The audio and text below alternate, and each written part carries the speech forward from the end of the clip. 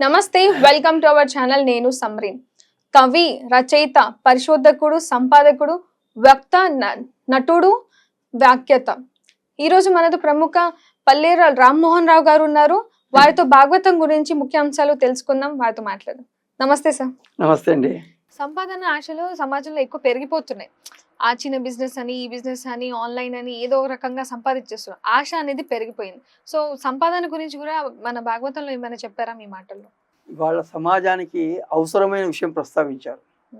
సమాజంలో మనం చూస్తున్నాం, ఎవ్వరికి తృప్తి లేదు, ఆశ చావట్లేదు. ఈ రెండు ఒకదానికొకటి సంబంధం.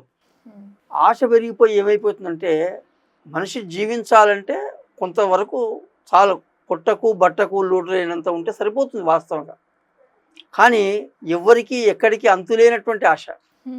ఒక బిల్డింగ్ సంపాదించిన వాడికి 4 బిల్డింగ్స్ కట్టాలని, ఒక 10 ఎకరాలు ఉంటే 100 ఎకరాలు చేసుకోవాలని, ₹1,00,000 సంపాదించిన ₹1,00,00,000 సంపాదించాలి, సైకిల్ మీద తిరిగాని కారులో తిరగాలి అంటే, లేకుంటే ఇంకేమైనా గార్డెన్స్ డెవలప్ చేసుకోవాలి, ఇంకేమైనా వెంచర్స్ చేయాలి. ఇట్లా మనం చూస్తున్నాం రకరకాలుగా. అంటే ఈ ఆశ అనేది రకరకాలైనటువంటి దీంట్లో వ్యాపించింది. రెండవది ఏమిటంటే, ఆశతో పాటు మోహము అంటాం. మోహం అంటే ఏమిటంటే ఇష్టం, విపరీతమైన ఇష్టాన్ని మోహం అంటాం. ఇప్పుడు ఒకటి స్వీట్ ఉంటుంది అనుకోండి, మామూలుగా స్వీట్ తింటాం మనం, కానీ నాకు ఈ స్వీట్ అంటేనే ఇష్టం అంటాం, ఇంకా అదే ఉండాలి నాకు డిష్లో అంటాం. అంటే అది మోహం అన్నట్టు ఆ స్వీట్ పైన. అట్లా సంపదల పైన మోహాలు పెరిగిపోతున్నాయి. కనుక ఈ పెరిగిపోవడం వల్ల ఏమవుతుందంటే, సమాజంలో ఆ సంపదల కోసం దుర్మార్గాలు చేస్తున్నారు. మనం అంటున్న కబ్జాలు చేస్తున్నారు. ఇప్పుడు చెరువులు కబ్జాలు చేస్తున్నారు, భూములు కబ్జాలు చేస్తున్నారు, ప్లాట్లు కబ్జాలు చేస్తున్నారు, ఇతరుల ఆస్తులు కబ్జాలు చేస్తున్నారు. ఇట్లా ఎవరికల్లా సమాజం ఏమైపోతుంది, ఇంకా అల్లకల్లం అయిపోతుంది. మనిషి యొక్క మనుగడనే ప్రశ్నార్థమైపోతుంది. దానివల్ల ఏమవుతుంది, నీతి కోల్పోతున్నాడు మనిషి, నైతికంగా పతనమైపోతున్నాడు. కనుక ఈ మోహం అనేటువంటిది పోవాలి.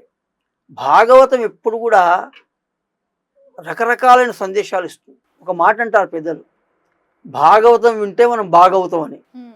మనం బాగుపడతాం నిజంగా భాగవతాన్ని వింటే. అంటే వింటే బాగుపడతామా? కాదు, తెలుసుకుంటే బాగుపడతామా? ఆచరిస్తే. ఏదైనా వింటే లాభం లేదు, ఆచరించినప్పుడు దానివల్ల ఫలితం ఉంటుంది.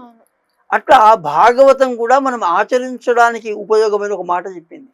అయ్యా, ఈ వీటిపైన వ్యామోహాలు పెట్టుకోకు, ఇవన్నీ వచ్చేవి కావు నీకు అని ఒక మాట అంది. విదురుడు ధర్మరాజును కలిసినప్పుడు ధర్మరాజు అడిగినాడు, అయ్యా నువ్వు ఎక్కడెక్కడ యాత్రలకు వెళ్ళావు కదా, ఏమేమి చూసినావు ఏమిటి అని ఏదో చెప్పాడు. ఆ విశేషాలను ఏవో చెప్పాడు. చెబుతూ మాటల సందర్భంలో ఒక మాట అన్నాడు ఆయన, మానవులకు వ్యామోహాలు విరిగితే చాలా ప్రమాదం అయ్యా అన్నాడు. ఏమిటి ఆ ప్రమాదం?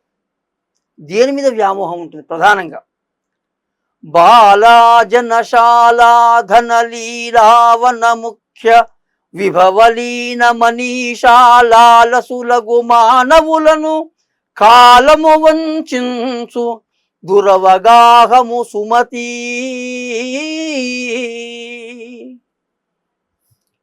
మనుషులు వ్యామోహం దేని మీద ఉంటుంది? స్త్రీలపైన వ్యామోహం ఉంటుంది. మనం చూస్తున్నాం, చాలా యుద్ధాలు ప్రపంచంలో స్త్రీల గురించి జరిగినాయి. తర్వాత స్త్రీల కొరకు జరిగినాయి, స్త్రీల సంబంధంగా జరిగినాయి, స్త్రీల పట్ల వ్యామోహంతో జరిగినాయి. కనుక రకరకాల ఇబ్బందులకు కారణం ఏంటంటే ఆ స్త్రీ వ్యామోహం అనేటువంటి. కనుక అదొకటి. రెండవది జనశాల, భవనాలు, బిల్డింగ్స్. బిల్డింగ్స్ కట్టాలి, అది కట్టాలి, ఇది కట్టాలి, 5 కట్టాలి, 10 కట్టాలి, దానికి అంతులేదు. ఇక దానిపైన ఒక వ్యామోహం. ఒక బిల్డింగ్లో ఒక బెడ్రూమ్, ఒక మామూలుగా ఒక డైనింగ్ హాల్ అట్లుంటే సరిపోదు, మళ్ళీ దీంట్లో ఒక 10 రూములు ఉండాలి, 15 రూములు ఉండాలి. వీడు ఉండేది ఒకటే రూమ్లో మళ్ళీ. కానీ ఆశ మనిషికి అదొక వ్యామోహం. ధనం పైన వ్యామోహం, ఇది మనకు తెలుసు. ధనమూలం ఇదం జగత్. కనుక ప్రపంచమంతా ధనాన్ని ఆధారం చేసుకొని నడుస్తున్నది. కానీ జీవితానికి ధనం అవసరమే, కానీ ధనమే జీవితం కాకూడదు ఎప్పుడైనా. ఇది చాలా నేర్చుకోవాలి వాళ్ళ సమాజం. ధనమే జీవితం అయితే ఇంకా మనిషి జీవితం నరకమైపోతుంది. కనుక ధనము పైన కూడా విపరీతమైన వ్యామోహం వస్తుంది. రెండవది లీలావన, అంటే ఉద్యానవనాలు లాంటివి, వాటిపైన కూడా వ్యామోహం వస్తుంది. వీటిపైన ఒక లాలసత్వం, అంటే విపరీతం కావాలి, నాకు కావాలి, నాకు కావాలి, నాకు కావాలి, ఇంకా కావాలి, ఇంకా కావాలి, ఇంకా కావాలి. ఇది ఉంటే ఏమవుతుందట, ఎవరికైతే ఈ వ్యామోహాలు ఉంటాయో వాళ్ళను కాలము వంచించు, కాలము వాళ్ళని మోసం చేసి పడేస్తుంది. అంటే ఏం చేస్తుంది, కాలము వాటిని వాళ్ళ నుంచి దూరం చేసేస్తుంది. మీరు గమనించండి, చాలా వరకు మనం చూస్తే బాగా డబ్బు పిచ్చిన వాళ్ళకు ఆ డబ్బు పిచ్చిలోనే వాడు పోతాడు. లేదు, ఒక కోటీశ్వరుడు తెల్లారి వరకల్లా భిక్షాధికారి అయిపోతాడు. బాగా డబ్బున్నవాడు తెల్లారి వరకల్లా బికారైపోతాడు. వాడు ఏమవుతుంది దీనివల్ల, భూములు ఉన్నవాడు ఒక క్షణంలో పోగొట్టుకుంటున్నాడు. అంటే కాలం ఎప్పుడు కూడా చూస్తూ ఊరుకోదు, మన వ్యామోహం పైన దెబ్బ కొడుతుంది కాలం. కనుక వీటి పట్ల మనం ఎప్పుడు జాగ్రత్తగా ఉండాలి. అంటే ఇవి అవసరం లేదా, మరి మనకు భార్య ఉండాలి, పిల్లలు ఉండాలి, వాళ్ళు ఉండాలి కదా, మరి ఇల్లు ఉండాలి కదా, వద్దంటవా, ఉండాలి, ఇల్లు, భూములు ఉండాలి, భవనం ఉండాలి, డబ్బు ఉండాలి మనకు సుఖాల కొరకు. కానీ అదే జీవితం కాకూడదు. కనుక ఇవాళ మనం సమాజంలో చూస్తున్నటువంటి ఏమిదయ్యా అంటే, ఈ వ్యామోహాలు పెరగడం వల్ల సమాజంలో దుర్మార్గాలు పెరుగుతున్నాయి, మోసాలు పెరుగుతున్నాయి. మనం చూస్తున్నాం కదా, సైబర్ నేరాలు ఇస్తున్నాయి. దేని కొరకు, డబ్బు కొరకు. బ్యాంక్ అకౌంట్ నుంచి లక్షలు మాయమైపోతున్నాయి. దేనికి, డబ్బు ఆశతో.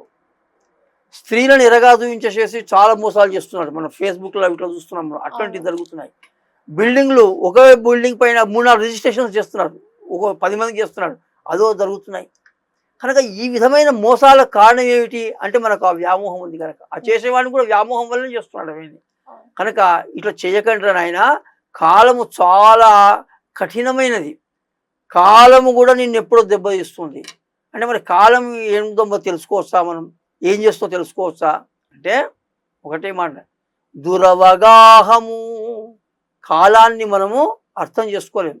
నిజంగా కాలం ఏం చేస్తుందో మనకు తెలియదు. ఇప్పటివరకు ఇట్లా హాయిగా ఉంటాం, నెక్స్ట్ క్షణం ఏమవుతుందో మనకు తెలియదు. కనుక కాలం మనం అర్థం చేసుకోలేము. కాలంతో చాలా జాగ్రత్తగా ఉండాలి. ఆదిశంకర్ల వారు ఒక సందర్భంలో అంటారు, ప్రపంచంలో గర్విస్తావయ్యా నువ్వు, మా కురుధన జన యౌవన గర్వం హరతి నిమేషాత్ కాల సర్వం. నాకు ధనం ఉంది, అహంకారం, నాకు కోట్ల వస్తుంది, ఎవడేం చేస్తాడు చూసుకుంటాను, నేను తొక్కి పడేస్తాను వాడిని. లేదు, నాయనక బలగం ఉంది, లక్షల మంది నాయనకున్నారు, ప్రజలంతా నాయనకున్నారు అని గర్విస్తాం మనం. మూడవది యవ్వనం, చాలా యంగ్గా ఉన్నాను, వయస్సులో ఉన్నాను, నాకేమిటి, నేను ఎవరిని కేర్ చేయను అనుకోకు బాబు. సాధారణంగా ఈ మూడే గర్వానికి కారణాలు. కనుక ఈ మూడు నువ్వు అనుకుంటున్నావు కదా, కాలం అనుకుంటే ఒక్క నిమిషంలో తొక్కి పడేస్తుంది. చూస్తున్నాం మనం సమాజ చరిత్రలో, దేశ చరిత్రలో, ప్రపంచ చరిత్రలో చూస్తున్నాం. పెద్ద పెద్ద నాయకులు మట్టి గడిచిపోతున్నారు కదా. చాలా కోట్లు సంపాదించిన వాడు పోయి జైల్లో కూర్చుంటున్నారు. ఏమిటి, తిండికి చాలా ఇబ్బంది పడి వాడు సంపాదించిన కోట్లు ఏమవుతున్నాయి, ఎవడో అనుభవిస్తున్నాడు. కనుక ఎప్పుడైనా గుర్తుపెట్టుకోవాల్సింది ఏమిటంటే, మనకు సుఖాన్ని ఇచ్చేటంత సంపద మాత్రమే మనకు ఎప్పుడైనా హాయిగా ఉంటుంది. దానికి మించి మనం తీసుకుంటే అది తప్పకుండా మనం మోసపోతాం, దెబ్బతింటాం. దానివల్ల సమాజానికి కూడా నష్టం చేస్తాం, ఎందుకంటే ఈ వ్యామోహం వల్ల నష్టం చేస్తాం. కనుక ఈ విధంగా చేయొద్దు అనేటువంటి విషయాన్ని చెబుతూ మనకు భాగవతం ఒక చక్కని సందేశాన్ని, మనకు అవసరమైన సందేశాన్ని ఇచ్చింది. సమాజం ఈ విషయాల్లో జాగ్రత్త పడాలని మనమంతా కోరుకుందాం. సంపాదన మనం తగ్గట్టుగా ఉంటే, ఆశించకుండా మంచిగా ఉంటే సమాజం కూడా బాగుంటుందని చెప్పి మీ మాటలు చాలా మంచిగా చెప్పారు. మళ్ళీ కలుద్దాం.